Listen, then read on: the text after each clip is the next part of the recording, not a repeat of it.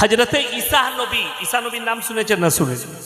কিয়ামতের একটা আলামতের মধ্যে আবার একটা আলামত এটা যে ঈসা মসিহ দুনিয়াতে আবার আসবেন। কাকে হত্যা করতে? দাজ্জালকে।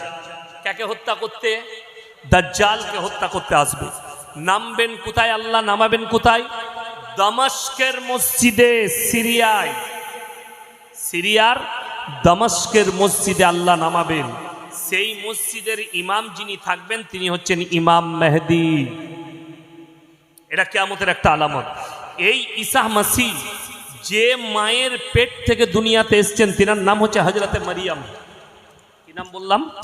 মারিয়াম। হযরতে মারিয়াম যখন কোরআনে আছে সূরা মারিয়াম, ওনার নামে একটা সূরা আছে, ওয়াজকুর ফিল কিতাবি মারিয়াম ইদিন তাবাদাত মিন আহলিহা মাকানান শারকিয়্যা। মরিয়ম যখন নিজেকে নিজের পরিবারের কাছ থেকে, সমাজের কাছ থেকে পূর্ব দিকে এক স্থানে নিজেকে বন্দী করে নিল, পর্দা করে নিল। ফাত্তাখাযাত মিন দুনিহিম হিজাবান ফাআরসালনা ইলাইহা রূহানা ফাতামাসসালা লাহা বাশারান সাওয়িয়্যা। আমি আমার ফেরেশতা জিবরিল আমিনকে মানুষ রূপে প্রেরণ করলাম তার গৃহে, সে যেখানে বন্দী তার ভেতরে। মারিয়াম তাকে দেখে বিস্মিত হয়ে গেল, অবাক হয়ে গেল, আমার এই বন্দি ঘরের ভেতরে এই মানুষটা প্রবেশ করলো কি করে? বললে তুমি সত্যিকারই যদি মানুষ হও আমার বাড়ি থেকে বেরিয়ে যাও, আমি একজন সতী সাবিত্রী পবিত্র নারী, তুমি আমাকে স্পর্শ করো না। জিবরিল আমিন বললেন আল্লাহ আমাকে পাঠিয়েছেন, আমি কোনো মানুষ নই, মানুষ রূপে আমি হচ্ছে আল্লাহর ফেরেশতা জিবরিল আমিন, তোমাকে সুসংবাদ দিতে এসেছি একটা পুত্র সন্তানের। হযরতে মারিয়ামের গর্ভে, তোমার গর্ভে আল্লাহ নবী প্রেরণ করতে চান, নবী পাঠাতে চান। আল্লাহর কুদরতে তিনি গর্ভবতী। তিনি বললেন হে আল্লাহ, আমাকে কোনো মরদ মানুষে স্পর্শ করেনি, আমি ব্যভিচারিণী নই, তাহলে আমার বাচ্চা কেমন করে হতে পারে? আল্লাহ বললেন কুন ফায়াকুন, আমি খালি বলবো হয়ে যায়, এটাই আমার কুদরত, হয়ে যাবে। আল্লাহ বিনা বাপে গর্ভবতী করলেন কাকে? হযরতে মারিয়ামকে। মারিয়াম গৃহের মধ্যে বন্দী, খাবার দাবার নেই। খাবার কোথা থেকে আসছে? জান্নাত থেকে আল্লাহ খাবার পাঠাচ্ছেন, বলুন সুবহানাল্লাহ। কোরআনে আছে এই যে খাবার দাবার ভালো মন্দ জান্নাতের ফল ফ্রুট খাচ্ছেন, এইটা নজরে পড়ল হযরতে জাকারিয়া কি বললেন? ক্বালা ইয়া মারইয়ামু আন্না লাকি হাযা, ওগো মারইয়াম এত সুন্দর ভালো মন্দ খাবার দাবার কোথা থেকে পাচ্ছ? মারইয়াম উত্তর করলেন ক্বালাত হুয়া মিন ইনদিল্লাহ ইন্নাল্লাহা ইয়ারযুকু মান ইয়াশাউ বিগাইরি হিসাব। আল্লাহ যাকে ভালোবাসেন, আল্লাহ যাকে পছন্দ করেন তাকে বেশুমার রিজক দান করেন। কোথা থেকে দেব, কেমন করে দেব, আমি আল্লাহ ছাড়া পৃথিবীর কেউ জানে না। কোরআন। আমার বন্ধুগণ, আপনি পৃথিবীর যে কোনো কিনারায় থাকেন, আপনার যতটা রুজি আপনার জন্য আমার আল্লাহ মেপেছেন আপনি পাবেন। একজন রুজির মালিক আল্লাহ কেমন, এরা সকালবেলায় উঠে গাছের দিকে তাকান, ফজরের নামাজ পড়ে। একটা পাখি, তাকে পরিশ্রম করতে হয় না, তাকে বাজারঘাট করতে হয় না, তাকে ব্যবসা করতে হয় না, বিনা পরিশ্রমে একটা পাখিকে আল্লাহ কি দিচ্ছেন? রুজি দিচ্ছেন। শুধু তাই নয়, পৃথিবীর বিজ্ঞান বলছে 3 ভাগ প্রাণী সমুদ্রের তলে আছে, 1 ভাগ স্থলে। সব থেকে বড় প্রাণীর নাম হচ্ছে নীলতিমি। বিজ্ঞান বলছে 24 ঘন্টার ভেতরে 100 কুইন্টাল খাবার খায়। আমি আল্লাহ রুজি দান করি। 3 ভাগ প্রাণী, স্থল আর জল, সকলের রুজির দায়িত্ব আমার আল্লাহ। আর তুমি মানুষ, আমার সৃষ্টি। তুমি 100 গ্রাম চালের ভাত খাও, আমি তোমাকে রুজি দিতে পারি না। আচ্ছা বলুন, যে মানুষটা মাংস ভাত খায় সে বেশি দিন বাঁচে, আর যে সবজি খায় সে কম দিন বাঁচে না। হায়াত মত তো আল্লাহর হাতে, আর রুজি আল্লাহ মেপেছেন, আল্লাহ রুজি দিবেন। শর্ত হচ্ছে হালাল খাবার। আজকে একটা মুসলমান হারাম ব্যবসা করছে, 2 নম্বরই ব্যবসা করছে, অথচ নিজেকে বলে আমি ইমানদার। বিরাট বড়। আমাদের দেশে 3টে কোয়ালিটি আছে নামাজি। কটা বললাম? 3টে। 5 ওয়াক্তের, জুম্মার, আর ঈদ আর বকরা ঈদ। ঈদের দিনে লাফাই কোন মাল কটা বেশি? ওগুলোই।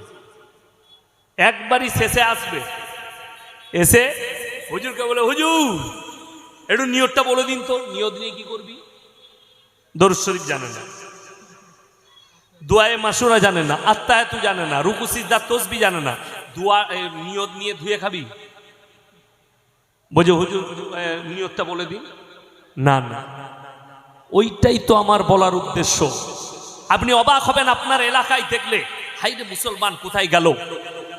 ইমাম সাহেব আছেন, যোগ্যপূর্ণ আলেম, ইনাকে জিজ্ঞেস করুন, কেউ যদি জানাজার নামাজ ছেড়ে দেয় কোনো গুনাহ আছে? কোনো গুনাহ নাই। কিন্তু কেউ যদি জেনে বুঝে ফরজ নামাজ ছাড়ে, গুনায়ে কাবীরা, বড় গুনাহ।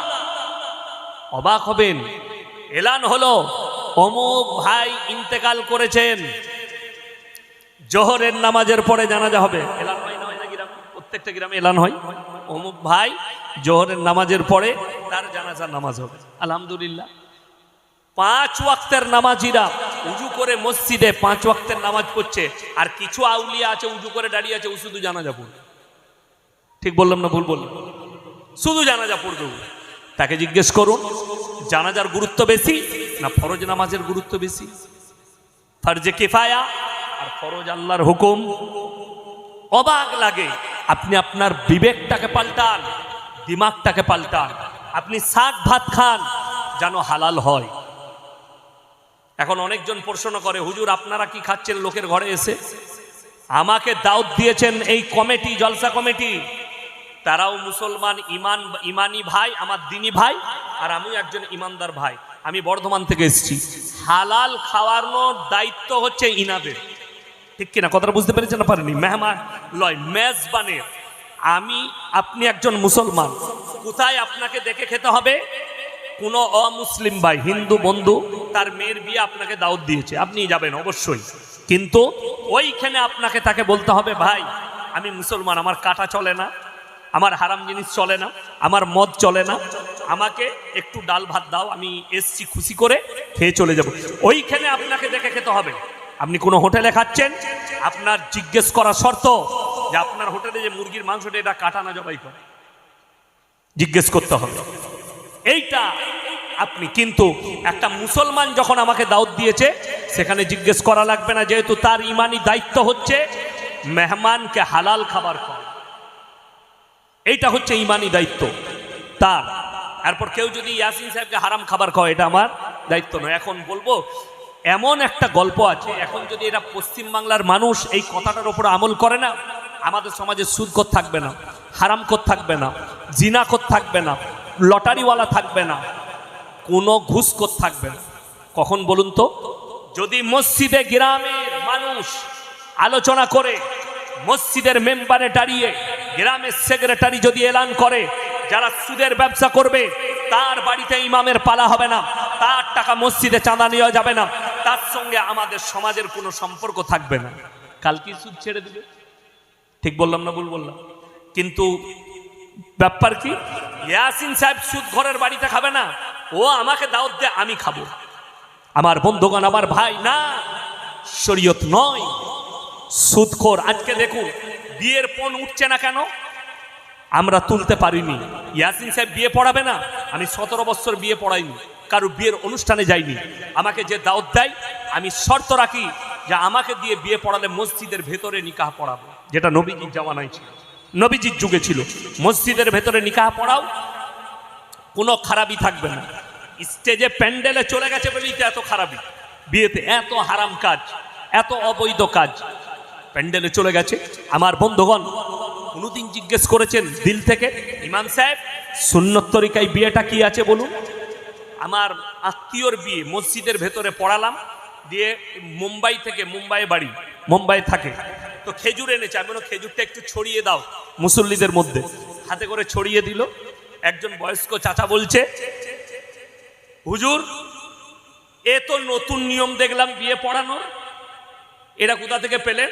আমরা, চাচা তোমার সব পেকে গেছে, তুমি পাকোনি, তুমি পেকে গেলে জানতে। বলে কেন বাপ? আমি বললাম চাচা এইটাই হচ্ছে সুন্নত তরিকার বিয়ে। আর তোমরা যেটা প্যান্ডেলে করো ক্যামেরা চালিয়ে নাচ গান করে, ওটা হারাম বিয়ে। তোমার ইমামকে জিজ্ঞেস করো, তোমার মৌলবীকে। আমার বন্ধুগণ, আমার ভাই, হারামটাকে অ্যাভয়েড করবো সবাই বলুন ইনশাআল্লাহ।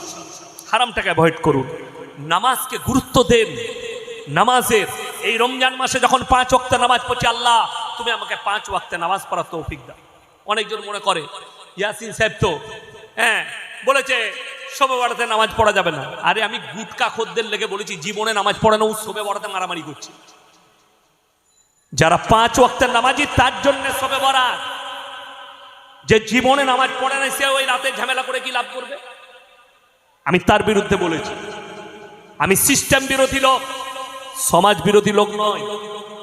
আমাকে অনেকজন মনে করে পীর বিরোধী। না, ইনি জানেন আমার আব্বাজি, ইনি যে মাদ্রাসায় পড়েছেন দেওবন্দে, আমার আব্বাজি সেই আমার আব্বার যিনি পীর, ওই মাদ্রাসার হাদিসের উস্তাদ হযরত মাওলানা মুফতি ইউসুফ সাহেব তাউলি, বড় মুফতি সাহেবের খলিফা। আমি হচ্ছি সিস্টেম বিরোধী লোক। আপনাদের সিস্টেম ভুল, আমি আপনার বিরোধী। আপনার সিস্টেম গোলমাল, আমি আপনার বিরোধী।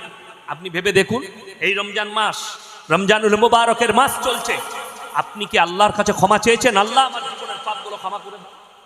যাকাতকে হিসাব করে বার করেছেন যে আমাকে যাকাত দিতে হবে। আরে নামাজের কথা যতবার বলা হয়েছে, যাকাতের কথা কোরআনে ততবার বলা হয়েছে। অথচ আমরা নামাজটা পড়ি, যাকাতটা দিই না। কেন দিই না? যাকাতে তো পয়সা খরচ, নামাজে তো খরচ নেই। দেখবেন কাল থেকে ফজর থেকে আপনার মসজিদে আর জায়গা হবে না। যদি বলা হয় যারাই 5 ওয়াক্তের নামাজ পড়বে প্রতি ওয়াক্তে 100 করে টাকা দেওয়া হবে। ও 5 বেটা হলে 5টা গামছা ফেলাবে, সরাবি না, এটা আমার। কেন? জানো তো 100 করে টাকা পাবো। নামাজে টাকা নাই বলে পড়ে লাভ নাই। কারা পড়বে? আমার এলাকায় একটা মসজিদে দরজা খোলা, বড় মসজিদ, গরু ঢুকে গেছে, গরুর বাছুর। আপনারা কি বলেন? আমরা বাছুর বলি, বাছুর। ও বাছুর ঢুকে গেছে। তো মুয়াজ্জিন সাহেব যিনি আছেন তিনি খাদারে বার করে ওই গরুর মালিককে বলছে, সেও মুসলিম, যে ভাই তোমার বুদ্ধি নেই, গরুটা বাঁধতে পারো না, বাছুরটা মসজিদে ঢুকে গেছে। কি উত্তর দিয়েছে জানেন? তোকে কে মুয়াজ্জিন করেছে? তোর তো বুদ্ধি নেই। বলে কেন? বলে এটা অবলা জন্তু বলে ঢুকেছে। আমাকে কোনদিন দেখেছিস আমি মসজিদে ঢুকেছি? কথা বুঝতে পেরেছেন? তাহলে কত বড় ইমানদার, বুঝতে পেরেছে? সে জীবনে মসজিদে ঢুকেনি। সে মনে করেছে আমি এটা পড়ে বিরাট মহান কাজ করে দিলাম। মানে মুয়াজ্জিন গোলমাল, বোকা, আর সে বুদ্ধিমান। সে জীবনে মসজিদে ঢুকেনি। হাই রে মুসলমান, এই হচ্ছে আমাদের হাল। বিশ্বাস করুন, বর্তমান সময়ে গোটা পৃথিবীর মুসলমানের ইমানটা, কচু জানেন? কচু আমরা মাংস দিয়ে, মাছ দিয়ে রান্না করি। ওই কচু পাতার উপরে পানি দিলে থাকে না, পড়ে যায়? পড়ে যায়। কচু পাতায় পানি রাখার মতো অবস্থায় আছে আমাদের ইমান, যে কোনো সময় ধ্বংস হয়ে পড়ে যেতে পারে। বেঈমান কাফেরা জাল বিছিয়ে রেখেছে, ওই জালে পা দিলেই আপনার ইমান ধ্বংস হবে। তা না হলে মুসলমানের কাছে গান বাজনা হালাল কি করে হলো? মুসলমানের কাছে মদ কি করে হালাল হলো? মুসলমানের কাছে সুদ কি করে হালাল হলো? মুসলমানের কাছে লটারি কি করে হালাল হলো? মুসলমানের কাছে জিনা কি করে হালাল হলো? মুসলমানের কাছে বেপরদাহি কি করে হালাল হয়ে গেল? মুসলমানের কাছে কোরআনবিহীন জীবন কি করে চলে? আজকে আমাদের কাছে কোরআনবিহীন জীবন, রাসূলের আখলাকবিহীন জীবন। আপনি ভাবতে পারেন আপনি কত ডেঞ্জার জোনে আছেন। কি এসআইআর নিয়ে ভয় খাচ্ছেন? আপনার নাম আসবে কি না আসবে না, তার থেকে ডেঞ্জার জায়গা হচ্ছে কবর। কবরের কথা ভেবেছেন? আপনি কবরের কথা একবারও ভাবেন? আমার নবীজি সাল্লাল্লাহু আলাইহি সাল্লাম উম্মতের জন্য ভেবেছে, আর উম্মত দুনিয়া দুনিয়া করছে। নবীজি কেঁদেছেন উম্মতের জন্য, আর উম্মত ভাবছে দুনিয়ার জন্য। কোরআনে আছে ওমাল হায়াতুদ দুনিয়া ইল্লা মাতাউল গুরুর। আল্লাহর কসম, এটা কোরআন। হে আমার নবী বলে দাও, এই দুনিয়ার জীবনটা তোমাদের জন্য সম্পূর্ণ ধোঁকা, তাছাড়া আর কিছুই নয়। ধোঁকাটা কাটবে কখন? আপনি যেদিনে মারা যাবেন, ধোঁকা আপনার কেটে যাবে। যেদিনে আপনি মৃত্যুবরণ করবেন, ধোঁকা কেটে গেল, যা আমি মারা গেছি। তারপর রূহ চলে গেল আল্লাহর কাছে, আপনি রুহের জগতে চলে গেলেন। আপনার ঘুমটা সেই দিনে ভাঙবে। এখন আমরা ঘুমনের মধ্যে আছি। দুনিয়া, পয়সা, মাল, দৌলত। ইমানদারির সঙ্গে বলুন তো, এই এলাকায় চায়ের দোকানে একটা ছেলে, তার বাপ মারা গেছে, তার বাপ কি করতো? হারাম খেত, হারাম ব্যবসা করতো, হারাম কাজে লিপ্ত ছিল। আচ্ছা, সে বুক ফুলিয়ে বলতে পারবে আমার আব্বা হালাল ছাড়া হারাম খায়নি? আর যদিও বলে, লোকরা হাসবে, মুচকি মুচকি হাসবে না? হাসবে না? কিরকম বলছে দেখ, গোটাটাই হারাম। আর একটা লোক এই বনগা বাজারে সকাল হলে আলু বিক্রি করেছে, পেঁয়াজ বিক্রি করেছে, একটু সবজি বিক্রি করেছে, শসা বিক্রি করেছে, হালাল ব্যবসা করেছে। সে বেটাকে একটা বাড়ি বানিয়ে দিয়ে গেছে, কোন রকম ঝুপড়ি বাড়ি, আর কিছুই দেয়নি। বেটাকে মানুষ করেছে, বেটাকে নামাজের শিক্ষা দিয়েছে, বেটাকে শিক্ষিত করেছে, এডুকেশন দিয়েছে। সেই বেটা গর্ব করে বলতে পারবে আমার বাপ আমাকে সম্পদ দিয়ে যায়নি, কিন্তু আমার আব্বা আমাকে জীবনে হারাম খাওয়াইনি, হালাল খাইয়ে মানুষ করেছে। বলতে পারবে না? পারবে না। আর একজন হারামখোরের বেটা, সে কোনোদিন বলতে পারবে না। আমার বর্ধমান টাউনে একজন ফোন করে আমাকে বলছে, আমি ওই গ্রামে ওই মাদ্রাসায় অনেকদিন ছিলাম, টাউনে খাগড়াগড় মাদ্রাসায় 4 বছর পড়িয়েছি। তো সেইখানে একটা যুবক আমাকে লোক ফোন করে বলছে, হুজুর আপনি গালি দেন কেন? আমি কই, আমি মা বোন তুলে কোনোদিন গালি দিইনি, জলসায় দেখাও, একটা পাঠাও। বলে না, আপনি হারামখোর বলেন। আমি বললাম আচ্ছা, যে লোকটা সুদ খায় তাকে কি বলবো বাপ? তুমি শিখিয়ে দাও, ইমানদার বলবো না ওলি বলবো না হারামখোর বলবো? হারাম খেলে তাকে হারামখোর বলা যাবে না? যাবে না? যাবে। হালাল খেলে হালালখোর। ইমানদার যে লোকটা মদ খায় তাকে কি বলবো? আল্লাহর ওলি বলবো না আব্দুল কাদের জিলানি বলবো? তোমরা শিখিয়ে দাও। সে তো হারাম খাচ্ছে, তার মানে সে হারামখোর। ওই জন্য গায়ে নেবেন না।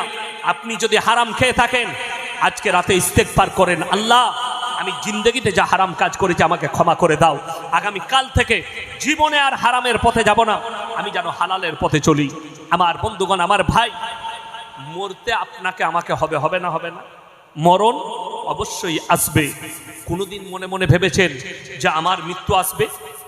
আল্লাহ রসুল সাল্লাল্লাহু আলাইহি সাল্লামকে সাহাবীরা জিজ্ঞেস করলেন, হযরত আবু বকর বললেন, ইয়া রাসূলুল্লাহ, এই পৃথিবীর বুকে আপনি কাকে সব থেকে জ্ঞানী মনে করেন? আপনি অবাক হবেন, কোন সায়েন্টিস্টের নাম লাইনি, কোন জ্ঞানীর নাম আমার নবীজি নাইনি। আমার নবীজি সাল্লাল্লাহু আলাইহি সাল্লাম যে উত্তর দিলেন, ঈমানি উত্তর, সেই উত্তরটা কি ছিল? বললেন, হে আমার সাহাবীরা শোনো, পৃথিবীর মধ্যে সব থেকে জ্ঞানী ব্যক্তি ওই ব্যক্তিটা যে প্রত্যেক দিন একবার নিজের মৃত্যুকে স্মরণ করে। আমি আজকে মারা গেলে কালকে আমার কবরটা কি হবে? আমি আজকে চলে গেলে কালকে আমার কবরটা কি হবে? আপনি ভেবে দেখুন, যারা ইসলামকে গালি দিচ্ছে, যারা কোরআনকে গালি দিচ্ছে, যারা আমার রসুলকে গালি দিচ্ছে, আজকে তাদের মুখে কুলু পেটে গেছে। গোটা পৃথিবী দাঁড়িয়ে দেখছে পশ্চিমী দুনিয়ার বর্বরতা,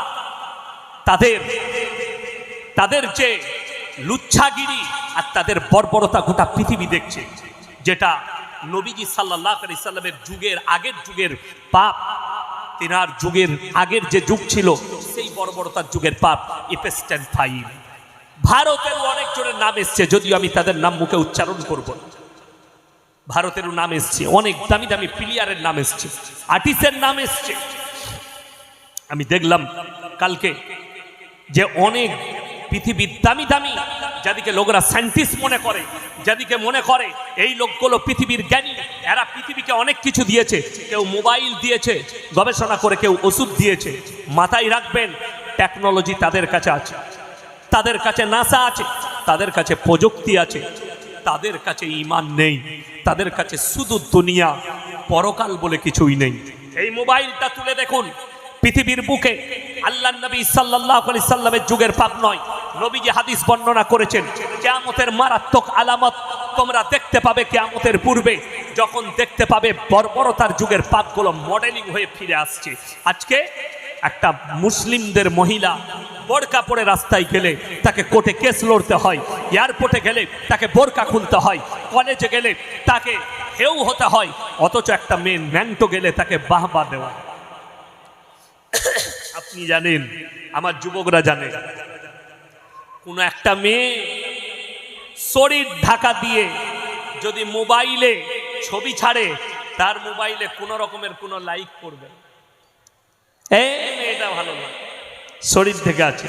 কিন্তু একটা মেয়ে, সে যদি ন্যাংটো হয়ে ফটো ছাড়ে, ঝাঁটা ঝাট পুরুষরা লাইক দিবে, যুবকরা দারুণ লাগছে, বিউটিফুল। কেন? সে তো জিনার দাওয়াত দিয়ে দিয়েছে তাকে। আচ্ছা বলুন তো, একটা নারীকে ইজ্জত করা মানে তাকে ঢেকে দেওয়ার নাম ইজ্জত না খুলে দেওয়ার নাম ইজ্জত? কথা বলে না? ঢেকে দেওয়ার নাম ইজ্জত।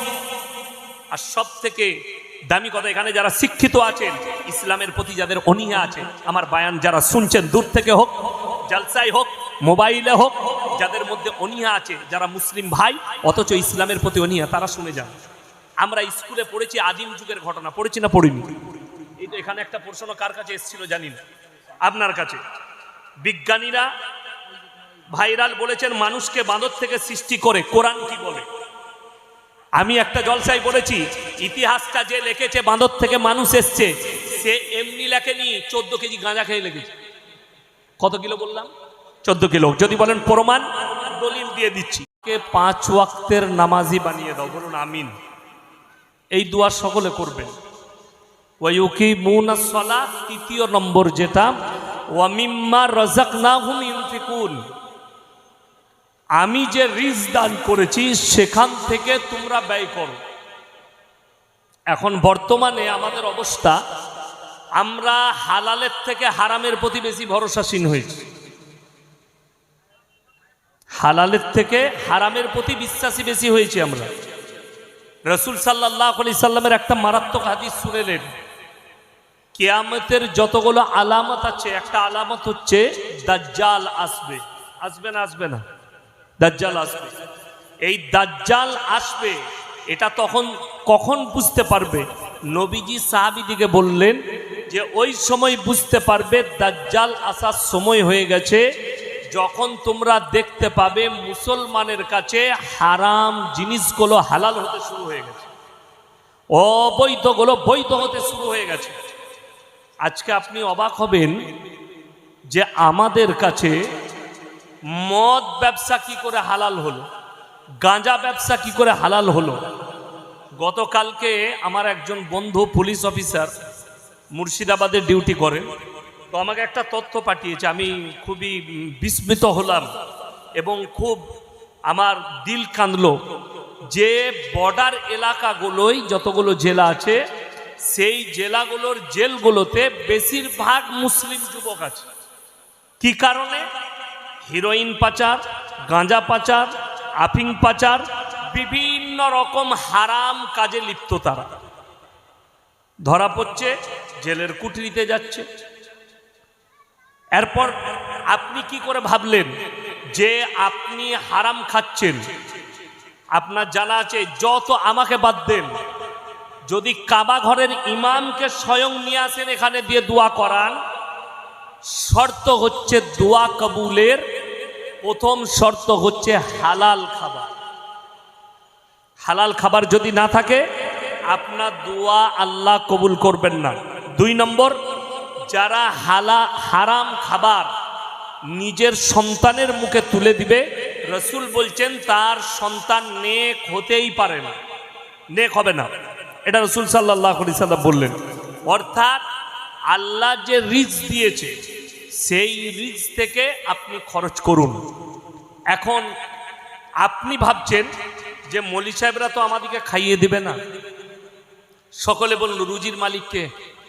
আরো জোরে বলুন কে? আল্লাহ। তার একটা প্রমাণ আমি দুনিয়াতে নয়, কোরআনের দিচ্ছি। আপনি যদি বলেন এর দলিল দিচ্ছি, এর দলিল দিচ্ছিও বলবেন এগুলো গাঁজাখড়ি গল্প, কিন্তু কোরআনকে তো বলতে পারবেন না। পারবে কেউ? পারবে না। কোরআনের একটা দলিল শুনে নিন, তৈরি থাকবে, কিচ্ছু থাকবে না, আল্লাহ তারপর আপনাকে তুলবেন। আমার বন্ধুগণ, আমার ভাই, ওই জন্যে নেক আমল আমরা সকলে করব, বলুন ইনশাআল্লাহ। আমি এতক্ষণ চিনালাম, আল্লাহর গুরুত্ব বললাম, আল্লাহর বড়াই করলাম, এরপর আমি বক্তব্য শুরু করব। জানেন, হক কথা কিন্তু খুব তেতো লাগে, লাগে না? লাগে না? কিন্তু হক, আচ্ছা ইমানদারির সঙ্গে বলুন তো, যদি বলা হয় চুরি করা হারাম, তো চোরের গায়ে লাগবে না ইমানদারের গায়ে লাগবে? কথা বলেন। চোরের গায়ে লাগবে। আচ্ছা, তাইলে দেখা যাচ্ছে চুরি করা ইসলামী শরীয়তে হারাম। আচ্ছা, এটা বললে কি পাপ? আমরা যদি বলি পাপ লয়, তাহলে লাগবে কার গায়ে? চোরের গায়ে। খুব সূক্ষ্মভাবে আমি বয়ান করছি, সেন্সিটিভ আলোচনা করছি। রমজান মাস, এই দিলের কান দিয়ে শুনবেন, তবে আপনার কাজে লাগবে, তা না হলে কাজে লাগবে না। এই কান দিয়ে শুনলে এইদিকে বেরিয়ে যাবে, আপনি ইফতারি করবেন, তাবারুর কাছে খেয়ে দিয়ে ঘর চলে যাবেন, অসুবিধা নেই। আমার ভাই, 1 নম্বর, সবাই হাত তুলে বলুন আমরা আল্লাহকে সবাই বিশ্বাস করি ইনশাআল্লাহ, মাশাআল্লাহ। এখন চলুন, আল্লাহকে বিশ্বাস করলে আল্লাহর সব হুকুম মানতে হবে না? হবে না বাবা? হবে তো? আল্লাহ যেগুলো নিষেধ করেছেন ওগুলো করা যাবে? কথা বলেন, করা যাবে না। যাই হোক, তাইলে বলুন তো এই থানাটা কোন থানা? বনগাঁ থানা। আমি বাজারটা ছেড়ে এলাম মনে হয়। আচ্ছা, বনগাঁ থানা। একবারই বর্ডারে আছেন আপনারা, বনগাঁ বর্ডার। যাই হোক, বনগাঁ থানা। ইমানদারির সঙ্গে বলুন, ইসলামী শরীয়তে সুদ খাওয়া হালাল না হারাম? ঠিক বলছেন তো? দেখুন একটা কথা বলি, এই যে সুদটা হারাম, এটা আমাদের মৌলবীদের ফতোয়া না আল্লাহর বিধান? আল্লাহর বিধান। আল্লাহ হারাম বললেন কোথায়? কোরআনে আছে, ওয়াহাল্লাল্লাহুল বাইয়া ওয়া হাররামার রিবা। সুদকে হারাম করেছি, ব্যবসাকে হালাল করেছি। আপনি ব্যবসা করুন, হালাল, সুদ হারাম। এখন তাহলে আপনাদের এই বনগাঁ থানায় একটাও মুসলমান ভাই সুদ খায় না? কথা বলে না? খায়। চলুন, আমি কেন গাল খাই এটাও বুঝতে পেরে যাবেন এখন। লোকে কমেন্টে গাল দেয়, ওকে নিয়ে আসিস না, ওকে গাল দে, ও ভালো জিনিস, ওটা আমার জন্য দোয়া, আলহামদুলিল্লাহ, আমি দোয়া মনে করি, গাল দেন, কিন্তু হকটা আপনাকে মানতে হবে। এখানে এতগুলো মৌলবি বসে আছে তো, আল্লাহর কসম খেয়ে বলে যাচ্ছি, ক্যামেরা চলছে, এনারা যদি কেউ বলে দেয় যে আপনি ভুল বললেন, সুদটা হালাল, আমি আর জীবনের সমাজের বুকে আল্লাহর কসম কথা রাখবো না। আল্লাহর কসম খেয়ে বললাম, যদি হালাল বলে দিতে পারে সুদটা হালাল। তারপর যদি বলেন এগুলো আপনার পছন্দ নয়, আপনার পছন্দ মতো একটা মৌলবিকে ডেকে দেন ফোন করে, তিনি এসে স্টেজে, ক্যামেরা চলছে, খালি হালাল বলে দিবে, সুদটা হালাল, আপনি ভুল বললেন, তাহলে আমাকে আর গাল দিতে লাগবে না। আপনার গাল দেওয়া পড়ে। সুদ হারাম জানার পরে যে মুসলিম সুদ খেলো, সে সর্বপ্রথম আল্লাহর সঙ্গে যুদ্ধ ঘোষণা করে দিল। আচ্ছা, যে লোকটা আল্লাহর সঙ্গে যুদ্ধ ঘোষণা করলো, এই লোক আর মুমিন থাকতে পারে? কথা বলেন, পারে না। যাই হোক, নাম্বার 2, নবীজি সাল্লাল্লাহু আলাইহি সাল্লামের হাদিস, কোন ব্যক্তি হারাম জানার পরে সুদ খেলো, সে যেন আপন জন্মদাতা মায়ের সঙ্গে জিনা করার পাপ করলো। বলুন নাউজুবিল্লাহ। এটা স্পষ্ট হাদিস। আপনি এরপর ভেবে দেখুন না, যে সুদ খাচ্ছে সে কত মহান কাজ করছে। গালি আমাকে দিতে পারেন, আপনি বলুন তো, ইয়াসিন সাহেবকে গালি দিয়ে সুদ হালাল হবে? হালাল করতে পারবেন আল্লাহর কসম। এই মৌলবিদিকে গালি দিয়ে সুদ হালাল করা যাবে না, কিয়ামত পর্যন্ত হারাম, যেহেতু আমার আল্লাহ কোরআনে হারাম করেছে। বেঈমান কাফেররা যে জাল বিছিয়েছে, সেই জালে আমরা ফেসে গেছি, বেরোবার কোনো রাস্তা নাই। আজকে কোরআনের প্রতি মানুষের অনীহা, আপনাকে প্রমাণ দিয়ে যাব আপনার এই জালসার মেহফিলে। আপনার গায়ে লাগবে, আমি কেউকে হাত তোলাবো না, কিন্তু আমি 100% আপনার এলাকায় খুঁজলেন, 100টা মুসলমানের মধ্যে 70টা মুসলমান কোরআন পড়তেই জানে। কথাটা বুঝতে পেরেছেন না পারেননি? 100টার মধ্যে 70টা মুসলমান কোরআনই পড়তে জানে না। ওই জন্যে আমার বন্ধুগণ, আমার ভাই, আপনাদেরকে অনুরোধ করছি, আপনি কোরআন পড়তে জানেন না, কিন্তু ভেবে দেখুন তো, ওই কোরআন না পড়তে জানার কারণে আপনার তো কোরআনের প্রতি আগ্রহ বাড়েনি। কোরআন পড়তে জানলে, আমি কোরআনটা তো যখন শিখেছি, তো হুজুর আমি একটা বাংলা মানে কোরআন কিনবো, কার লেখা কিনবো একটু বলে দেন। উনি বলতেন বাংলা কোরআন নিয়ে এলেন মার্কেট থেকে, আপনি মানেগুলো পড়তেন, আপনার দিলেতে আল্লাহর ভয় জাগতো। আপনি এই কোরআন না পড়ার কারণে, আপনার বাড়িতে দ্বীনি তালিম না থাকার কারণে, দ্বীনি কালচার না থাকার কারণে, বেঈমান কাফেরের কালচার অটোমেটিক আপনার বাড়িতে চলে এসছে, আমার বাড়িতে চলে এসছে, আমরা রুখতে পারিনি। কেন? বেঈমান কাফেরের কালচারটাই তো আসল কালচার হয়ে গেছে সমাজের এখন। আমি আপনাকে প্রমাণ দেবো, কোন কালচারটা সেরা পৃথিবীর? কোরআনের কালচার, এই দাড়ি টুপির কালচার, নামাজের কালচার, না যেটাকে মহান কালচার ভাবছো সেই কালচারটা? অনেকজন বলে আমাদিকে আপনারা মাদ্রাসা ছাপ, আমাদের নাম রাখা হয়েছে এখন মাদ্রাসা ছাপ ভারতে। ঠিক বললাম না ভুল বললাম? ये मदरसा छाप है। माशाल्लाह अल्हम्दुलिल्लाह, हम मदरसा छाप है, हम रसूल के उम्मत है और रसूल के अखलाक पे चलने वाले हैं। ये तो अल्लाह का शुक्र है कि हम जीना करने वालों के साथ नहीं हैं, हम दारू पीने वालों के साथ नहीं हैं, हम बुराई करने वालों के साथ नहीं हैं, गाना बजाना करने वालों के साथ नहीं हैं।